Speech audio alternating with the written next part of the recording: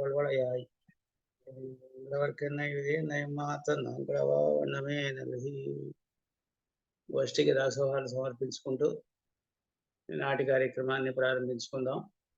ఇవాళ 8వ పాసురాన్ని అనుసంధానం చేసుకుని ఆ పాసురంలో ఉండే విశేషాలని పెద్దలు మనకు వ్యాఖ్యానాలలో తెలియజేసిన విశేషాలని కొన్నిటిని తెలుసుకోవడానికి అనుసంధించుకోవడానికి ప్రయత్నం చేద్దాం. కాలం చాలా శక్తి కలిగినటువంటిది. కాలాన్ని దాటి ఎవరు ప్రవర్తించలేరు. కాలానికి వశమై ఈ లోకం అంతా కూడా ప్రవర్తిస్తూ ఉంటుంది. ఏ వస్తువైనా, ఏ వ్యక్తి అయినా, ఏ ప్రదేశమైనా ఈ లీలా విభూతిలో ఉండేటటువంటి ఏదైనా సరే కాలానికి అనుగుణమై ఉంటుంది. అందువల్లనే కాలాన్ని ఏమన్నారంటే భగవత్ స్వరూపంగా భావించారు. అటువంటి భగవత్ స్వరూపంగా భావింపబడే కాలంలో కాలం అనేది అనంతమైనది, అనాది అనంతం కూడా. ఇది ఈ కాలాన్ని మనం విభాగం చేసుకుని యుగాలని, సంవత్సరాలని, మాసాలని, ఋతువులని, మాసాలని, పక్షాలని, దినాలని, పగలు అని, రాత్రి అని, జాములని, ఈ విధంగా రకరకాలుగా విభాగం చేసుకుని వ్యవహరించుకుంటున్నాం తప్ప వాస్తవానికి ఇది చాలా అఖండమైనటువంటిది అని అంటారు పెద్దలు.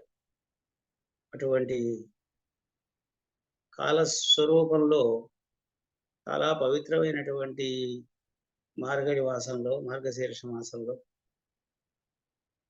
ఈ శ్రీవ్రతం, తిరుప్పావై వ్రతం అని చెప్పబడేటువంటి వ్రతాన్ని 4 రోజులు ప్రబంధులు ఆచరించుకోవడం, దానికి అంగంగా తిరుప్పావై ప్రబంధాన్ని అనుసంధానం చేసుకుని అందులో ఉండేటువంటి అర్థాలని భావన చేయడం అనేటువంటిది పెద్దలు మనకు నేర్పినటువంటి క్రమం. ఆ క్రమంలో ఈనాడు మనం 8వ పాసురాన్ని ముందుగా అనుసంధానం చేసుకుని తర్వాత దాని లోపలికి వెళదాం. కీழ்వానం వెళ్ళెన్ని ఎరుమసిరివీడి నైవాన్ పరందనహాన్ ఎక్కుళ్ళ పిళ్ళహళం పోవాన్ పోవిన్నారె పోగాముల్ కాత్తి ఉన్నెక్కూవన్ వందు నిన్నోం కోదుపురముடைய பாவாய் எழுந்திராய் பாடிப்பரகொண்டு மாவாய் பிளந்தானே மல்லரமாட்டிய தேவாதிதேவனை சென்று நாம் சேவித்தால் ஆவாவென்னி ஆராய் இந்தி அருள் கேளோரெம் బాబాయ్. ఈ పాసురంలో గోదాదేవి ఏమంటున్నది? ఒక గోపికను ఉద్దేశించి నిద్రలేపేటటువంటి సందర్భంగా ఈ పాసురాన్ని అనుగ్రహిస్తూ ఉన్నది. బయట ఉండేటటువంటి గోపికలు ఒక గోపిక ఇంటి ముందుకు వెళ్ళి ఈ విధంగా అంటున్నారు. ఇంతకుముందు 6వ పాసురంలో, 7వ పాసురంలో 2 గోపికల్ని నిద్రలేపి తమతో చేర్చుకున్నారు. 6వ పాసురంలో భగవద్భక్తిలో నూతనంగా పరిచయం కలిగినటువంటి ఒకనొక గోపిక, చిన్న వయస్సులో చిన్నది, భగవద్ అనుభవంలో చిన్నది, ఆమెను నిద్రలేపి తమతో కలుపుకున్నారు. నిన్నటి పాసురంలో భగవద్భక్తిలో పరిచయం ఉన్నప్పటికీ మరిచిపోయి భాగవత గోష్ఠితో కలిసి భగవంతుడి అనుభవాన్ని పొందాలి అనేటటువంటి క్రమాన్ని మరిచిపోయి ఉండేటటువంటి ఒకనొక గోపికను నిద్రలేపడం జరిగింది. ఇవాళ వేరొక విశేషమైన వ్యక్తిత్వాన్ని కలిగిన గోపికను నిద్రలేపుతున్నారు అని అంటారు పెద్దలు. ఈ విధమైన విశేషాలని ఆయా పాసురాల్లో నిద్రలేపబడే గోపికల్లో ఉండేటటువంటి గొప్పతనాలను మనకి గోదాదేవి ఆ గోపికలను ఉద్దేశించి చేసేటటువంటి సంబోధనలు, ఆ సంబోధనల ద్వారా సూచిస్తూ ఉన్నది అని వ్యాఖ్యాతలు పూర్వాచార్యులు అనుగ్రహిస్తారు. ఇక్కడ ఈ పాసురంలో గోపికను ఏమని సంబోధిస్తూ ఉన్నది అంటే, కోదు కులముడయ పావాయి ఎഴുந்திరాయి అంటుంది. కోదు కులముడయ పావాయి ఎഴുந்திరాయి. కోదు కులం అంటే కౌతూహలం అనేటటువంటి ఒక సంస్కృత శబ్దం. ఆసక్తి, ఆర్తి అని అర్థం.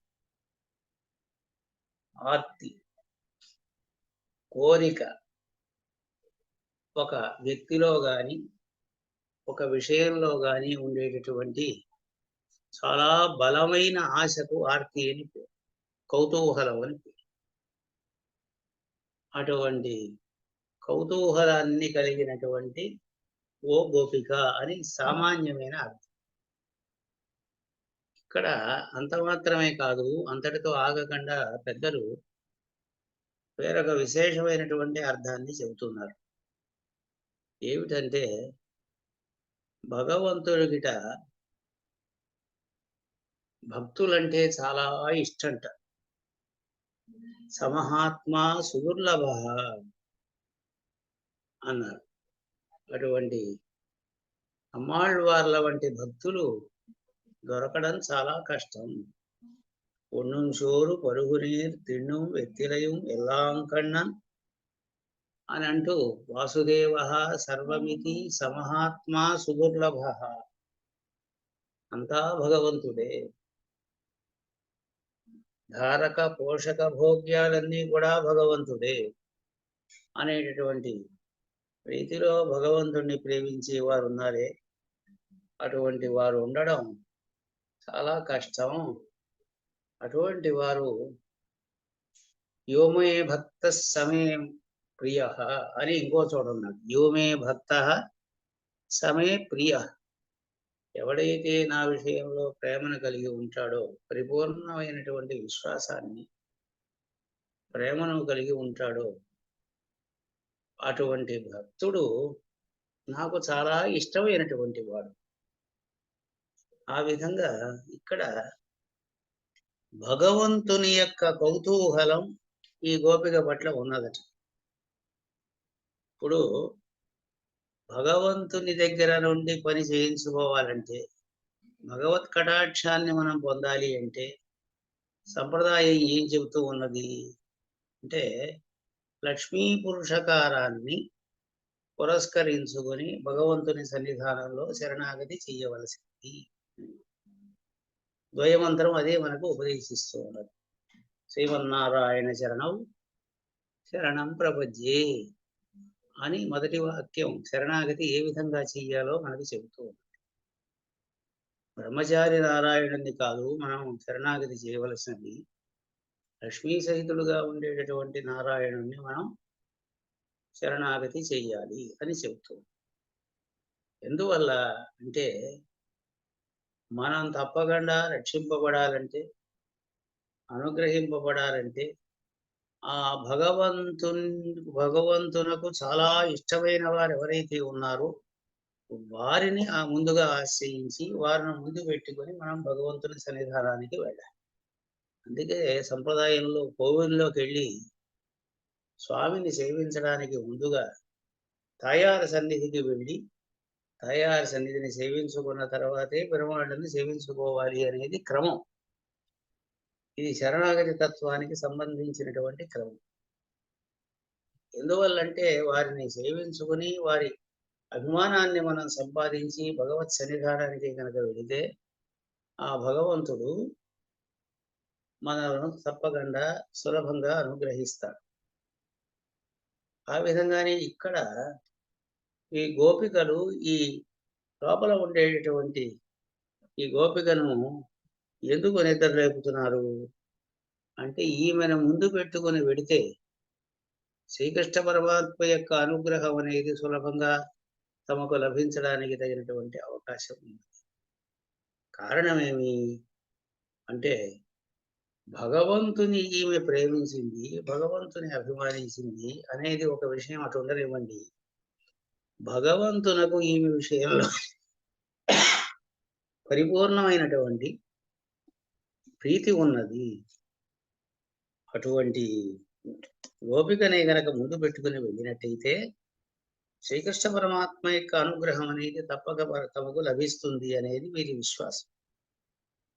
దాన్ని ఇక్కడ ఒక ఈ సంబోధనలో తెలియజేస్తున్నారు. మనకి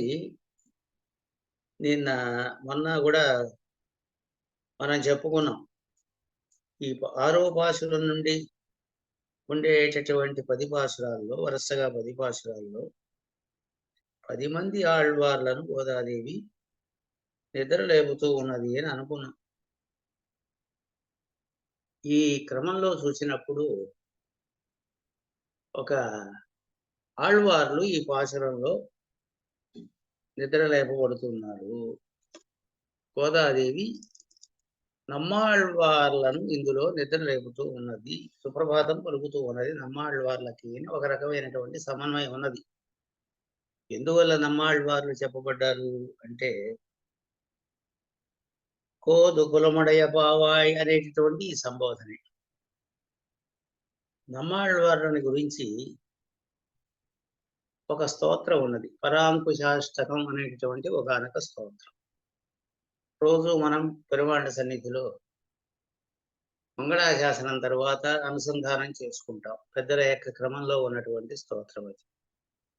అందులో ఒక శ్లోకం ఉన్నది. ఏమిటది? ఋషింజుషామహే కృష్ణ తృష్ణాతత్వ వివోదితం సహస్రశాఖాం యోద్రాక్షీతి ద్రవిడీం బ్రహ్మ సంహితాం అనేది శ్లోకం. ఇందులో నమ్మాళ్వార్లని ఏమని కీర్తించడం జరుగుతూ ఉన్నది? కృష్ణ తృష్ణాతత్వం ఇవ ఉదితం. కృష్ణ తృష్ణాతత్వమే ఆవిర్భవించినట్టుగా ఉన్నటువంటి వారు నమ్మాళ్వార్లు అని ఒక విశేషణాన్ని ఈ శ్లోకంలో నమ్మాళ్వారిని ఉద్దేశించి చేయడం జరిగింది. దీనికి 2 విధాలుగా ఉండేటువంటి అర్థాన్ని పెద్దలు తెలియజేశారు. కృష్ణ తృష్ణాతత్వం అంటే ఏమిటి అర్థం? కృష్ణుని యొక్క తృష్ణ అని ఒక అర్థం, కృష్ణునిలో తృష్ణ అని ఇంకొక అర్థం. లోకంలో కృష్ణుడు అంటే భగవంతుడు అని అర్థం. కేవలం రేపల్లిలో అవతరించినటువంటి కృష్ణుడు అని అర్థం చెప్పుకున్నా పర్వాలేదు. లేదంటే కృష్ణ శబ్దం భగవద్వాచకం. భగవంతుని విషయంలో, శ్రీమన్నారాయణుడి విషయంలో లోకంలో అందరికీ ఉండేటటువంటి భక్తి అనేది, తృష్ణ అనేది అంతా కలిసి ఒక రూపాన్ని పొందితే అది నమ్మాళ్వార్లుగా అవతరించింది అని ఒక అర్థం. ఆ విధంగా కాకుండా కృష్ణ శబ్దం చేత చెప్పబడేటువంటి భగవంతుడు ఉన్నాడే, భగవంతుని యొక్క ఆశే నమ్మాళ్వార్లుగా అవతరించిందా? భగవంతుని ఆశే నమ్మాళ్వార్లుగా రూపొందిందా? అంటే ఆళ్వార్ల విషయంలో భగవంతుడికి అంతటి ప్రేమ కనుకనే తిరువాయిమొഴി దివ్య ప్రబంధంలో మనకి ఒక దశకంలో కనబడుతుంది. ఏ విధంగా అంటే, నమ్మాళ్వార్లను ఈ పాంచభౌతికమైనటువంటి ఈ శరీరంతోనే పరమపదానికి తీసుకుని వెళ్ళాలని పరమాత్మ కోరాడు. ఎవరిని కూడా ఆ విధంగా అనుకోలేదు. ఈ లోకం నుండి మనం పరమపదానికి వెళ్ళాలంటే, ఆ నిత్య విభూతికి చేరాలంటే ఈ శరీరాన్ని ఇక్కడ వదిలిపెట్టాలి. వదిలిపెడితే తప్ప ఆ లోకానికి చేరడానికి తగినటువంటి యోగ్యత మనకి లభించింది. కానీ పరమాత్మ ఎంత విశేషంగా నమ్మాళ్వార్లను గ్రహించాడంటే, ఆళ్వార్లు మీరు ఈ శరీరాన్ని వదిలిపెట్టవలసిన అవసరం లేదు, ఈ శరీరంతోనే మిమ్మల్ని నేను తీసుకుని వెళ్ళిపోతాను. ఇంతటి భక్తి కలిగినటువంటి మీ శరీరం అనేది నాకు చాలా ఇష్టమైనది, ఈ శరీరాన్ని మీరు వదలక్కర్లేదు, దీంతోనే తీసుకుపోతాను రండి అని అంతగా ఆశపడ్డాట. నమ్మాళ్వార్ల విషయంలో మనకి తిరువాయిమొഴി దివ్య ప్రబంధంలో కనబడుతుంది. పెద్దలు వ్యాఖ్యానం చేస్తారు. అంతటి ప్రేమట. ఆ విధంగా ఉండేటటువంటి నమ్మాళ్వార్లతో పోల్చదగినటువంటి భగవంతుని యొక్క వాల్లభ్యాన్ని భగవంతుని యొక్క ప్రేమను సంపాదించుకున్నటువంటి ఒకానొక గోపిక ఇందులో నిద్ర లేపబడుతూ ఉన్నది అని అంటారు. ఆ గోపికను ఉద్దేశించి ఏమని బయట ఉండేటువంటి గోపికలు చెబుతున్నారో చూద్దాం. మొదట ఏమంటున్నారు? కీழ்వానం వెళ్ళిండ్రి, తూర్పు దిక్కు తెల్లబడిందమ్మా, తెల్లవారింది అంటున్నారు. తూర్పు తెల్లవారింది. ఇది ఉదయం అయింది అని చెప్పడానికి ఒక గుర్తుగా చెప్తున్నారు. ఇక్కడ ఒక క్రమాన్ని కూడా పెద్దలు చెప్పారు. ఏమిటి అంటే, తూర్పు తెల్లబడడానికి ముందే, అంటే తెల్లవారడానికి ముందే పక్షుల్లో గోళ్లలో ఉండేటటువంటి పక్షులు నిద్రలేస్తాయి. అది వాటి స్వభావం. అంటే ఏమిటి? క్రమంగా కాలం గడిచే కొద్దీ, కొంచెం పొద్దుపోయే కొద్దీ వచ్చేటటువంటి ప్రకృతిలో కనిపించేటటువంటి మార్పులు, ఉదయకాలంలో మనకి ప్రకృతిలో కనిపించేటటువంటి ఆ సన్నివేశాలన్నీ కూడా మనకి ఈ పాశురాల్లో, తిరుప్పావై ప్రబంధంలో ఉండేటువంటి పాశురాల్లో గోదాదేవి మనకి తెలియజేస్తుంది. ఇంకా ముందు ముందు పాశురాల్లో మనం చూస్తాం అటువంటి విశేషాలన్నింటినీ కూడా. ఇక్కడ 6వ పాశురంలో 7వ పాశురంలో పక్షులు లేచి ధ్వని చేయడాన్ని చెప్పింది. అది ఇంకా చీకటి ఉండగానే, తలుపు ఇంకా తెల్లవారలేదు. ఆ కాలం గడిచింది. కొంచెం ముందు వీళ్ళంతా కలిసి ఆ ఇద్దరు గోపికల్ని ముందు పెట్టుకుని ఈ 3వ గోపిక దగ్గరికి వచ్చేసరికి సమయం అయిందనమాట. ఆ సమయాన్ని అనుసరించి ఇక్కడ ఒక కాలానికి సంబంధించిన ఓ గుర్తు చెబుతూ ఉన్నది. ఉదయకాలం అయింది అని లోపల ఉండేటటువంటి గోపికకు చెప్పడానికి ఒక గుర్తు చెబుతూ ఉన్నారు బయట ఉండేటటువంటి గోపిక. కీழ்వానం వెళ్ళెన్ని, కీழ்వానం వెళ్ళంటే తూర్పు దిక్కు తెల్లబడింది. అంటే లోపల ఉండేటువంటి గోపిక ఈ సంభాషణ రూపంగా కదా ఈ పాశురాలు ఉంటాయని మనం చెప్పుకుంటున్నాము. బయట ఉండే గోపికలు ఒక మాట అంటాం, లోపల ఉండేటువంటి గోపిక దానికి సమాధానంగా ఇంకో మాట చెప్పడం, ఆ తర్వాత మళ్ళీ బయట గోపికలు వేరొక మాట చెప్పడం, ఈ విధంగా పరస్పర సంభాషణ రూపంగా ఈ పాశురాలు ఉంటాయి అని పెద్దలు వ్యాఖ్యానం చేసి మనకు తెలియజేస్తారు. తూర్పు దిక్కు తెల్లవారిందమ్మా అన్నారు. అంటే ఆ అమ్మాయి అంటూ అన్నది చమత్కారంగా, అబ్బెబ్బే ఇది మీకు భ్రాంతి, అజ్ఞానం, అన్యథా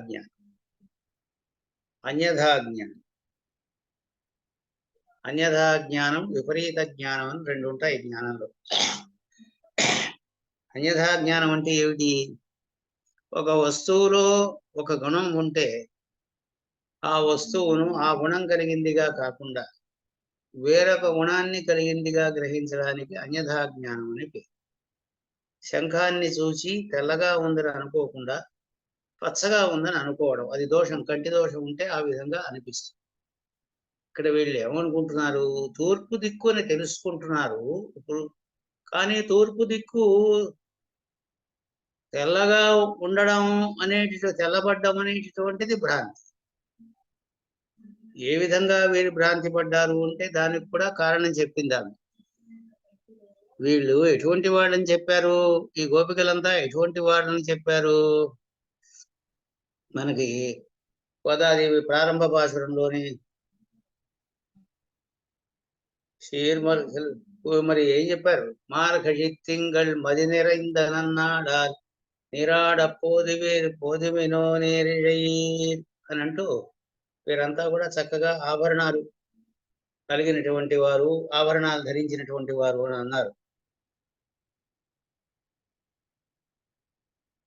ఆ విధంగానే చివరి పాశురంలో చెప్తారు, వంగ కడల్ కడైంద మాధవన కేశవనై తింగళ్ తిరుముహత్తి చేయుడయా.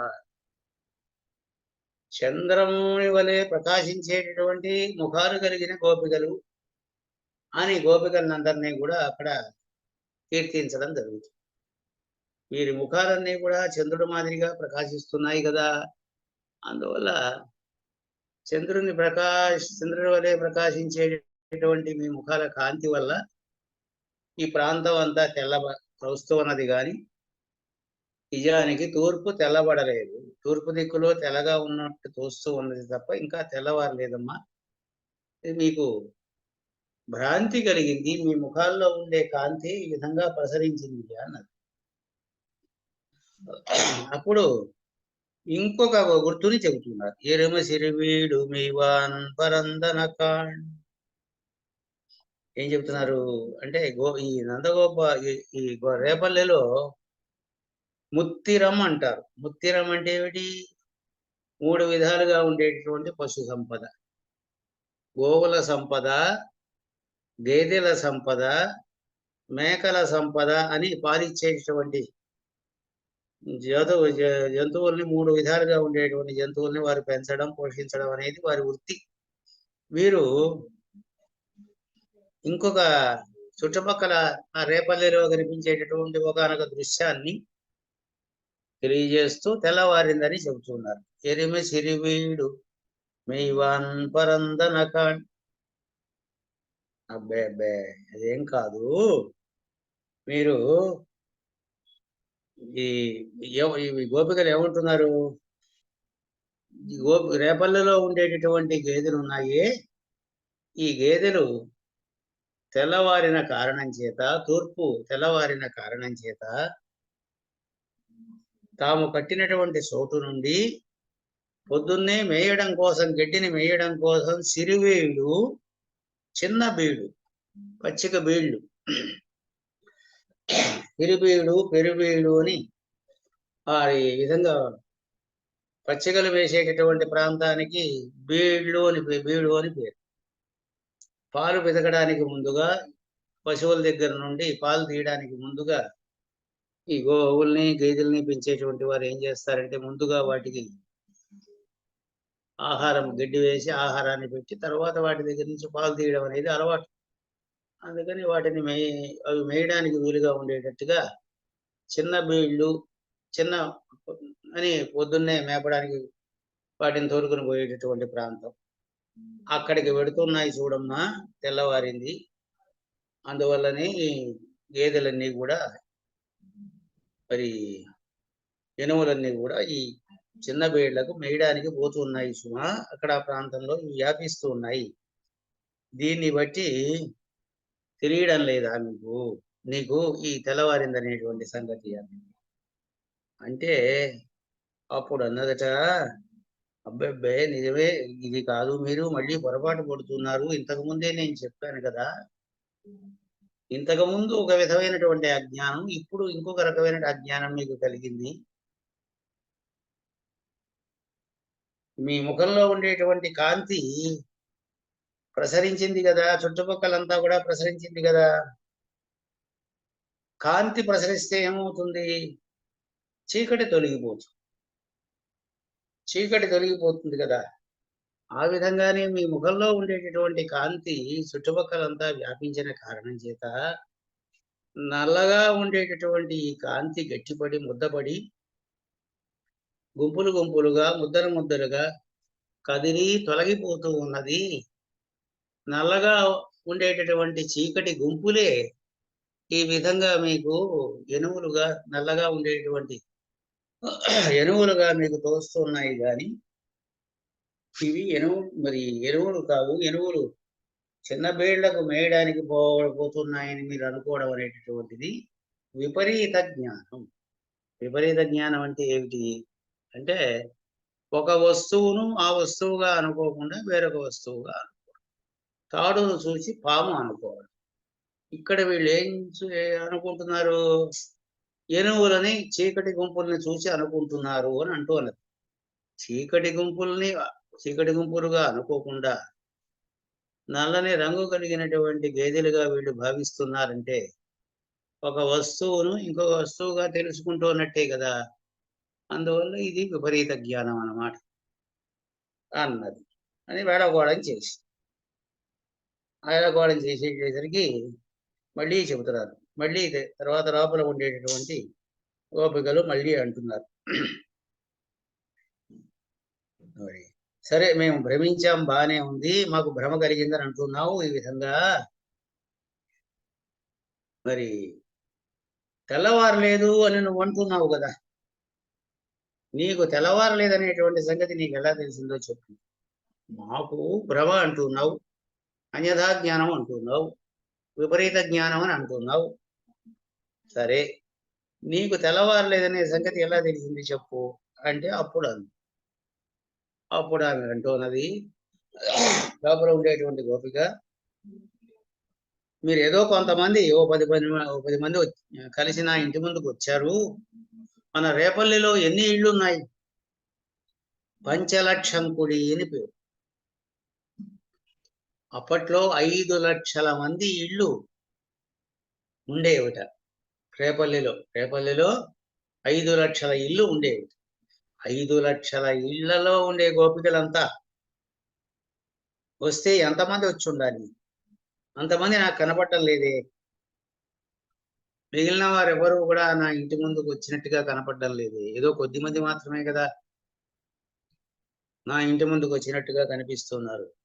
దీన్ని బట్టి నాకేం తెలుస్తున్నదంటే మీరు ఏదో భ్రమించి పొరపాటు పడి ఇక్కడికి వచ్చారు, తెల్లవారి సమయం ఇంకా కాలేదు అని నాకు అర్థం అవుతున్నది అని అన్నారు. అంటే అప్పుడు వాళ్ళు సమాధానం చెప్తున్నారు, మిక్కుళ్ళ పిళ్ళహడం పోవాన్ పోగిన్నారై పోహామల్ కాత్తి. మిక్కుళ్ళ బిళ్ళహలం, మిగిలినటువంటి వారంతా కూడా వచ్చారమ్మా, వారంతా కూడా వచ్చారు చూడు, ఒకసారి తలుపు తెరిచి చూడు. పోవాన్ పోహిన్నారై, వారంతా కూడా కొంతమంది చాలా తొందరలో ఉన్నారు. పరమాత్మ సన్నిధానానికి వెళ్ళి ఆ శ్రీకృష్ణ పరమాత్మని సేవించాలి, ఆ స్వామిని సేవించి ఆనందించాలి అనేటటువంటి తొందర చాలా త్వరగా ఉన్నారు. ఇంతకాలంగా రేపల్లిలో శ్రీకృష్ణ పరమాత్మ యొక్క దర్శనం లేక ఉపవాసం చేసినట్టుగా ఆర్తిని చెంది ఉన్నాం కదా మనమంతా కూడా. అందువల్ల ఎప్పుడా శ్రీకృష్ణ పరమాత్మ సన్నిధానానికి ఎప్పుడు వెళ్ళగలమా అనేటటువంటి తొందరలో వీరంతా కూడా ఉన్నారు.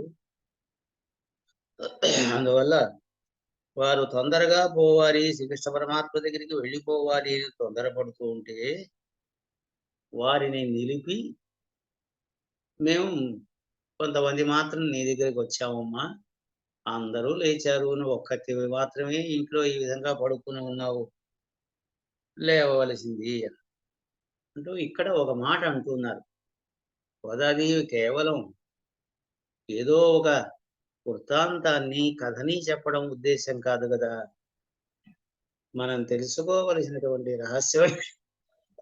రహస్యమైనటువంటి అర్థాలను ఆయా పదాల ద్వారా సూచించడానికి కదా ఈ ప్రబంధాన్ని అనుగ్రహించింది.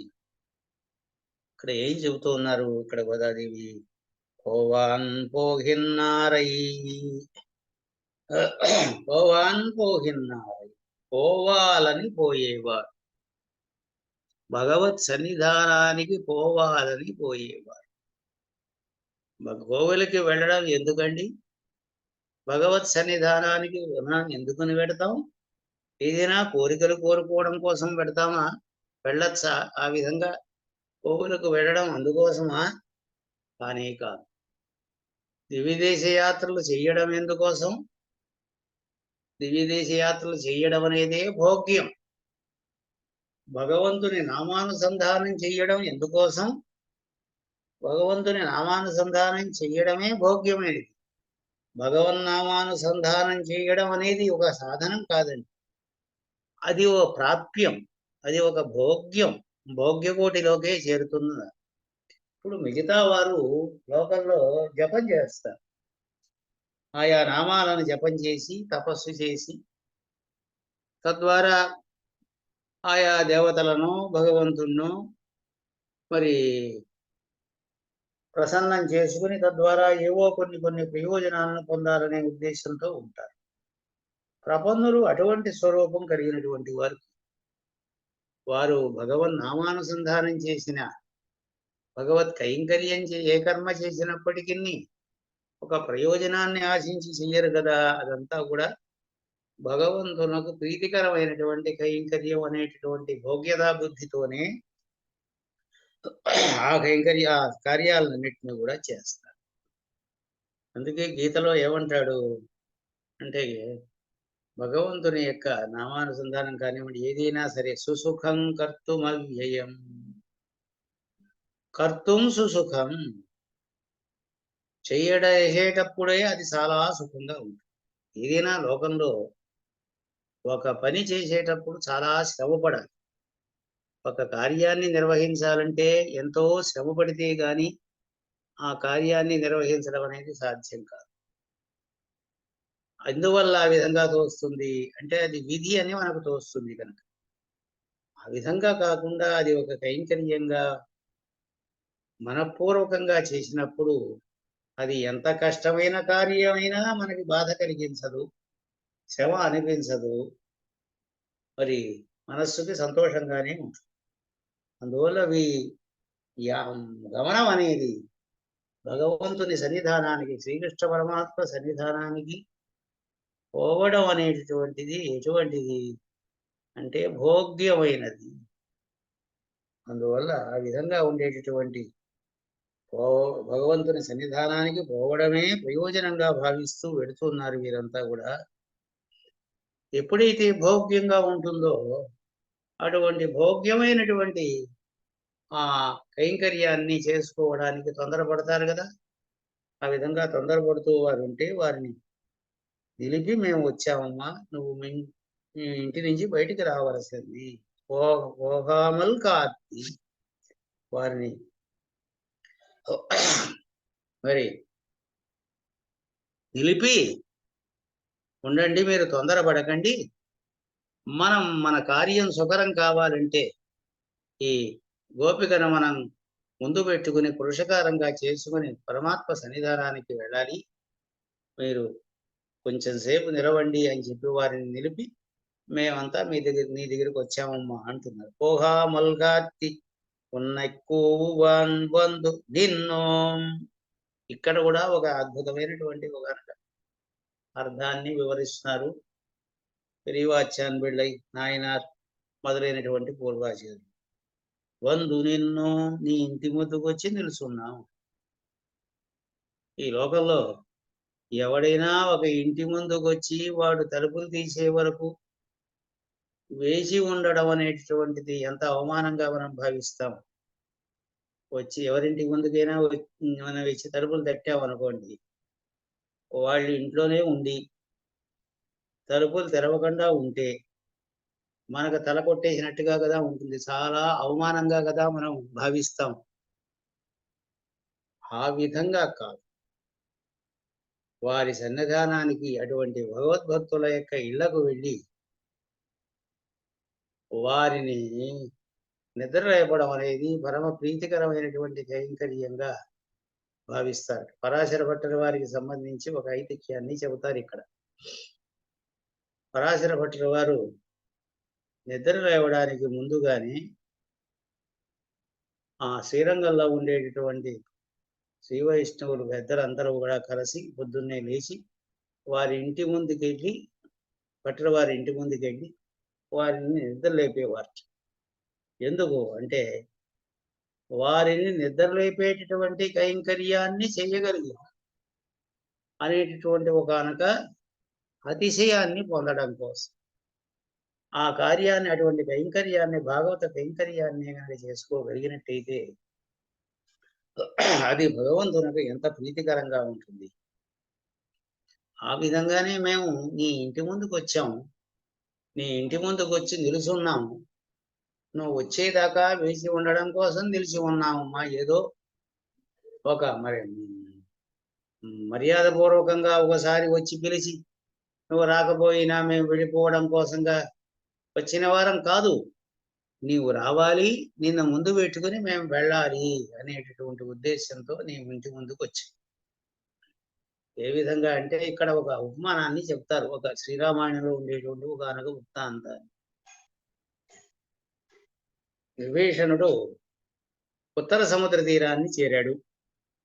లంకలో రావణుడు విభీషణుడిని బహిష్కరించాడు. త్వాంతు ధిక్కులపాంసనం అని అంటూ లంక నుంచి వెళ్ళిపోవలసిందని తరిమి కొట్టాడు. రావణుడు ఎవరో కాదు సాక్షాత్తు అన్న లంక సాక్షాత్తు తనకు సంబంధించినటువంటి నగరం, భార్యాబిడ్డలు అక్కడే ఉన్నారు. కావలసిన సంపదలు ఐశ్వర్యం అంతా విభీషణుడికి అక్కడే ఉన్నది. అయినా సరే దాన్ని అంతటిని కూడా వదిలిపెట్టి ఒక్క ఆజగామ ముహూర్తేన ఎత్ర రామ సలక్ష్మణ అనంటూ ఒక్క క్షణ కాలంలో వచ్చి ఆ వానర వీరుల ముందుకు వచ్చి నిలిచాడు. ఎందుకు నిలిచాడు? వానర వీరుల దగ్గరికి ఎందుకు వచ్చాడండి? సుగ్రీవుడు మొదలైనటువంటి వానర వీరుల దగ్గరికి విభీషణుడు ఎందుకు వచ్చాడు? నేరుగా రామచంద్రమూర్తి దగ్గరికే వెళ్ళి ప్రార్థించవచ్చు కదా, శరణాగతి చేయవచ్చు కదా. ఆ విధంగా కాకుండా ముందుగా ఈ వానర వీరుల దగ్గరికి ఎందుకు వచ్చాడు అంటే, పరమాత్మకు చాలా ప్రీతికరమైనటువంటి వారు సుగ్రీవుడు మొదలైనటువంటి వానర వీరులు. వీరు తనను తిట్టినా, కొట్టినా, దూషించినా, చంపండి, కొట్టండి, నరకండి అని చాలా క్రూరంగా, చాలా కఠినంగా మాట్లాడినప్పటికీ అవన్నీ కూడా పట్టించుకోకుండా వారి అనుగ్రహించేంత వరకు వారి దగ్గరికి వెళ్ళి వారిని ప్రాధేయపడి తద్వారా వారి పురుషకారంతో రామచంద్రమూర్తి యొక్క సన్నిధానానికి వెళ్ళి శరణాగతి చెయ్యాలి, ఇదే క్రమం అని భావించిన వాడు కనుక ఆ విధంగా అక్కడికి వచ్చాడు. అంటే ఈ గోపిక వీరిని ఈ విధంగా దూషిస్తుంది అనే అర్థం కాదు. ఇక్కడ ఏమిటి తాత్పర్యం అంటే, భగవంతునకు ఎవరు ప్రీతికరమో, భగవంతుడు ఎవరి విషయంలో పరిపూర్ణమైనటువంటి ఆదరాన్ని కలిగి ఉంటారో అటువంటి మహనీయుల యొక్క అభిమానాన్ని మనం సంపాదించినట్టయితే భగవద్ అనుగ్రహం మనకి సులభంగా లభిస్తుంది అని అర్థం. దానికి ఇక్కడ విభీషణుడి యొక్క వృత్తాంతాన్ని వ్యాఖ్యానంలో అనుగ్రహిస్తారు పెద్దలు. ఓదు కులముడయ పావాయి ఎഴുందిరాయి. పావాయి అంటే పావై అనే దానికి ఇంతకుముందు తిరుప్పావై అనేటటువంటి పదాన్ని ఏమిటి అర్థమో తెలుసుకున్నాం. పావై అంటే వ్రతం అని అర్థం తెలుసుకున్నాం కదా.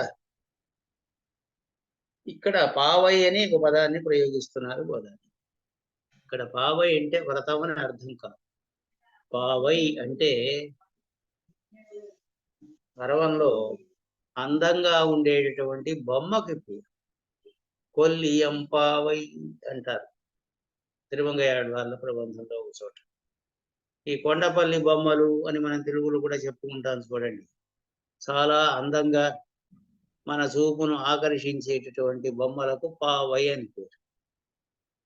ఈమెను ఏమని సంబోధిస్తూ ఉన్న గోపరం ఉండే గోపికను ఏమని సంబోధిస్తున్నారు? కోదుగొలముడయ పావాయి. చాలా ఎంత అందంగా ఉన్నావమ్మా, నీ రూపం ఎంత అందంగా ఉన్నది, నీ రూపాన్ని చూసి పరమాత్మ నీ విషయంలో ఎంతటి ప్రేమ కలిగిన వాడే ఉంటాడో మాకు తెలుసు అని ఒక అర్థం. ఇక్కడ పావై అంటే కేవలం రూపమేనా? పరమాత్మ రూపాన్ని చూసే ప్రేమిస్తాడా? కేవలం పరమాత్మ రూపాన్ని చూసే ప్రేమించేవాడేనా అంటే కానే కాదు. పరమాత్మ ఏం చూస్తాడు అంటే మనస్సులో ఉండేటటువంటి సౌందర్యాన్ని చూసి ప్రేమిస్తాడు. బాహ్యమైన రూపాన్ని భగవానుడు ఏనాడు పెద్దగా పట్టించుకోడు. మనస్సులో ఉండేటటువంటి అందాన్ని కదా చూచి ఆదరిస్తాడు. అటువంటి అందమైన స్వభావం కలిగినది ఈ మేన. జ్ఞానభక్తి వైరాగ్యాలను కలిగినది, పురుషకార పూర్తిని కలిగినటువంటిది అర్థం.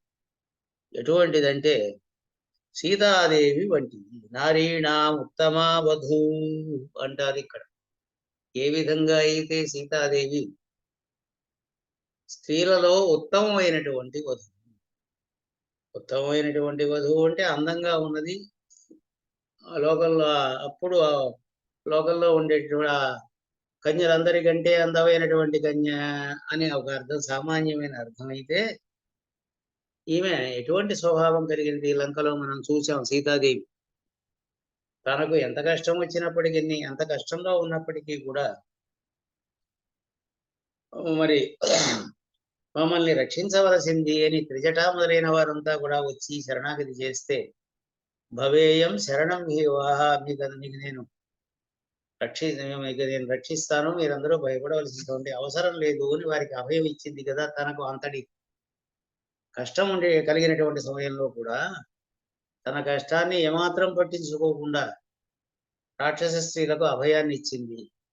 ఆ విధంగానే హనుమంతుడు వచ్చి వారిని అందరినీ కూడా వధిస్తాను, వారిని శిక్షిస్తాను అని అన్నప్పుడు ఆ హనుమంతుడిని సమాధానపరిచి అతడు వారిని శిక్షించకుండా కాపాడినటువంటి స్వభావం కదా. అటువంటి పురుషకార స్వభావాన్ని కలిగినటువంటిది కనుక సీతాదేవి నారీణాం ఉత్తమా వధువు అని కీర్తింపబడింది.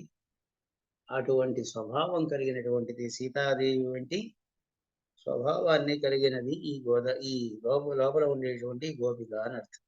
యజిందిరాయి, నువ్వే గనక ఇప్పుడు లేచి రాకపోతే నువ్వు చాలా గొప్ప స్వభావాన్ని స్వరూపాన్ని కలిగిన దారు అనేటటువంటి కీర్తి ప్రతిష్టలు నీకున్నాయి కదా ఇంతకాలంగా. అవన్నీ కూడా తుడిచిపెట్టుకుపోతాయి, జాగ్రత్త. నువ్వే గనక మాతో లేచి రాతో కలగకపోయినట్టయితే. సరే, ఆమె అన్నది బాగానే ఉందండి, ఎందుకు నన్ను మీరు ఆడిపోసుకుంటారు, నేను లేచి వస్తాను. అలాగే లేచి వచ్చి ఏం చెయ్యాలి చెప్పండి. పాడి పరగొండు, ఏం చెయ్యాలి? పాడి పరగొండు, భగవంతుని యొక్క నామ సంకీర్తనం చేసి. ఇంతకాలంగా మనం రేపల్లిలో శ్రీకృష్ణ పరమాత్మను దర్శించలేక ఆ స్వామి యొక్క నామానుసంధానాన్ని చేయలేక ఎంత కష్టపడ్డా అని చెప్పు. కృష్ణుడు గోపికలు, కృష్ణుడి దగ్గరికి గోపికల్ని వెళ్ళనివ్వకూడదు, చూడనివ్వకూడదు అని మనందరినీ కూడా బంధించారు కదా రేపల్లిలో ఉండేటువంటి పెద్దలు. ఇప్పుడు ఏదో వ్రతాన్ని దృష్టిలో పెట్టుకుని మనకి నెల రోజులు అనుమతి ఇచ్చారు. మళ్ళీ ఈ కాలం రమ్మంటే వస్తుందా? అందుచేత మనం వెళ్ళి శ్రీకృష్ణ పరమాత్మ యొక్క నామాలను కీర్తించి పరగొండు. పర అంటే వాద్యం అని అర్థం, కైంకర్యం అని వేరొక అర్థం, పరమార్థం. ఇక్కడ పర అంటే వాద్యం అంటే ఏమిటి? వాద్యమే కాకుండా మనకి 26వ భాషలో చెప్తుంది ఈ వ్రతం చేయడానికి కావలసినటువంటి ఏమేమి ఉపకరణాలు కావాలో. చాలా పెరుంపరయే పల్లాంటి చెప్పారే కోల విడక్కే కొడియే విధానమే అని అంటూ రకరకాలుగా ఉండేటువంటి వస్తువులు, వ్రతాన్ని చేయడానికి తగినటువంటి వస్తువులన్నీ కూడా కావాలి అని అక్కడ అడుగుతుంది. ఇక్కడ ఆ విధంగా పరమాత్మ సన్నిధికి వెళ్ళి, శ్రీకృష్ణ పరమాత్మ సన్నిధికి వెళ్ళి ఆ స్వామి చేతులారా మనం వ్రతం చేయడానికి కావలసినటువంటి వస్తువులన్నింటినీ కూడా తీసుకోవాలి. ఆయన అనుగ్రహంతో మనం పొందాలని అనుకున్నాం కదా. మనం అక్కడికి వెళ్ళి పాడి పరగొండు, పాడడమే ప్రయోజనం, వెళ్ళడమే ప్రయోజనం, ఆ స్వామి యొక్క నామానుసంధానాన్ని చేయడమే. ఏమని పాడాలి? ఏ నామాలని చెప్పి పాడదాం అని అన్నదట. అంటే మావాయి పిళందా నై మల్లర మాట్టియ, శ్రీకృష్ణ పరమాత్మ యొక్క వీర చరిత్రలను పాడదామమ్మా. మనమంతా కూడా వీరపత్నులం కదా. వీరపత్నులుగా ఉండేటువంటి మనం ఏ చరిత్రలను పాడడం మనకి గౌరవం? స్వామి యొక్క వీర చరిత్రలను, వీర కృత్యాలని పాడదాం. ఏమిటవి? మావాయి పిళందానై, అశ్వరూపంలో వచ్చినటువంటి కేశి అనే అసురుని యొక్క నోటిని చీల్చినటువంటి వాడు, అవలీలగా సంహరించినటువంటి వాడు. మల్లరై మాట్టియ, చాణూర ముష్టికులు అనేటటువంటి చాలా బలమైనటువంటి వీరుడు కంసుడు ద్వారంలో నిలిపాడు. శ్రీకృష్ణ బలరాముడు ధనుర్యాగానికి రాబోతున్నారు, వారిని ఆహ్వానించాడు కనుక రాబోతున్నారు. ఆ సమయంలో వారిని ఈ మల్ల యుద్ధ వీరుల్ని ప్రయోగించి వధించాలి అని అనుకున్నాడు. అటువంటి వారేమో చాలా బలమైన వారు, వయస్సులో ఉన్నవారు. వీడు చిన్న చిన్న చిన్న వయస్సులో 12 ఏళ్ల వయస్సులో ఉండేటటువంటి పిల్లలు చూచి వాళ్ళంతా కూడా చాలా చాలా భయపడిపోయారు. ఆ సమయంలో మల్ల యుద్ధ వీరులు ఎటువంటి వాళ్ళు, ఎంత బలం కలిగిన వాళ్ళు, క్రూరులు, కఠినులు. వీళ్ళేమో చిన్న పిల్లలు. వీరిద్దరికీ మధ్య యుద్ధం ఏమిటి, యుద్ధం ఏమిటి? సఖ్య పశ్యత అంటూ అసమం యుద్ధమిచ్చాహు ఇక్కడ రామాయణంలో ఉండేటటువంటి ప్రమాణాన్ని ఉదాహరిస్తారు. ఈ విధంగా యుద్ధం అనేది న్యాయబద్ధమైనది అయితే అది కోర్చుకోవడానికి వీలుగా ఉంటుంది. చిన్నపిల్లలు వీళ్ళు, వీరికి ఈ మల్ల యుద్ధ వీరులతో యుద్ధం ఏమిటి అని భయపడ్డారు. ఆ విధంగా భయపడినటువంటి వారి భయాన్ని అంతటినీ కూడా పోగొట్టి అవలీలగా వారిని సంహరించినటువంటి వాడు శ్రీకృష్ణ పరమాత్మ. అటువంటి వీరకృత్యాలన్నింటినీ మల్లరమాట్టియ ఎటువంటి వాడు దేవాదిదేవనై, దేవతలకందరికీ కూడా దేవుడైనటువంటి, బ్రహ్మాది దేవతలకు కూడా ప్రభువుగా ఉండేటటువంటి వాడు. మరి పుట్టినప్పుడే ఏమని కీర్తింపబడ్డాడు?